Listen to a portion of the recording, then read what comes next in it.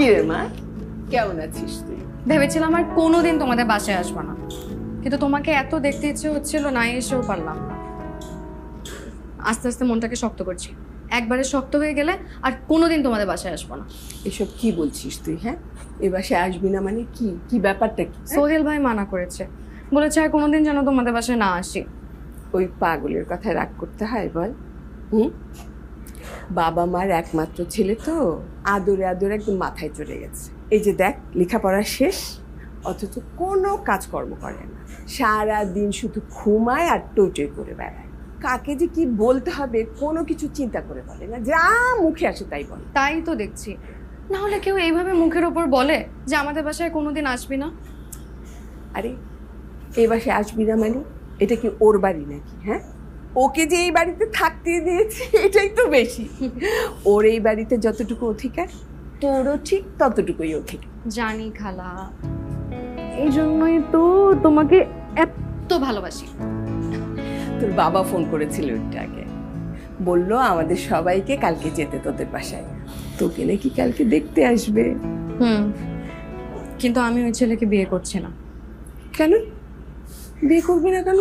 ছেলে কি দেখতে খারাপ? ছেলে সুন্দর, কিন্তু কিন্তু কি? হ্যাঁ, তুই কি অন্য কাউকে পছন্দ করিস? হ্যাঁ, ও মা, তোর মত বিচ্ছু একটা মেয়ে আবার দেখি লজ্জাও পায়। হ্যাঁ, লজ্জা পাচ্ছি না খালা, শুধু লজ্জা পাওয়ার অ্যাক্টিং করছি। আচ্ছা ছেলে কি করে সেটা বল, সব কথা খুলে বল, আমি তোর বাবা মার সাথে একটু কথা বলি।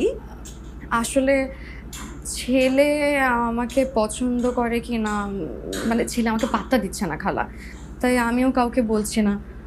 আগে শিওর হই যে সেও আমাকে ভালোবাসে, তারপর তোমাকে বলবো। বলিস কি? তোর মতো এত সুন্দরী একটা মেয়ে, এত লক্ষ্মী একটা মেয়েকে পাত্তা দিচ্ছে না? তোর মতো মেয়েকে আবার অবহেলাও করতে পারে কেউ? পারে খালা, পারে, গাধারা সব পারে। তবে আমিও হাল ছাড়ছি না, আমিও দেখি কি করে। সবই তো বুঝলাম, কিন্তু তোর হাতে বেশি সময় আছে বলে মনে হয় না। তোর বাবা যে একরোখা মানুষ। তোমরা আছো কি করতে? তুমি বাবাকে বোঝাবে। তোর বাবা কারো কথা শোনে বল? এরকম হতাশাজনক কথা বলে মনটা খারাপ করে দিও না তো খালা, এমনিতেও অস্থিরতায় ভুগছি।